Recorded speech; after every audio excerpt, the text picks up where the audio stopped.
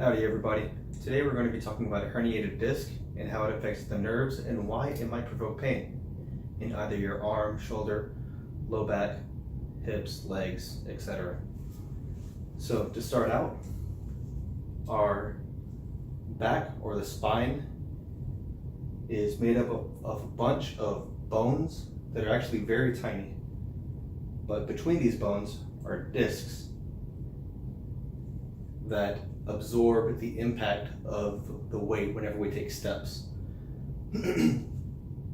Now, these discs that absorb the weight, that are shock absorbers, are basically a type of texture that's semi-rubbery, but in the very center of this structure,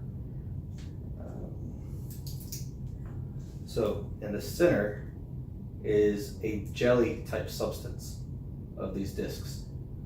Over time, due to poor lifting or due to traumatic accidents like a motor vehicle accident, these jellies will push up against the fibers that make up the rubbery disc and can potentially cause weakening of the fibers and then lead to a herniation. A herniation is whenever the jelly-like substance makes a bulge in the fiber, pushing outwards. So if you look right here, there's a little bit of a bulge that's pushing out of the disc.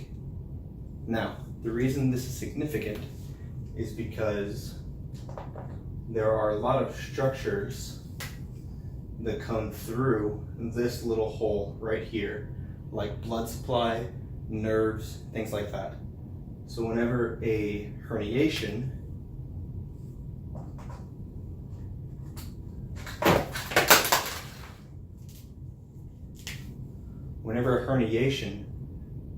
occurs, it has the potential of causing narrowing of this area and can push up against the nerves.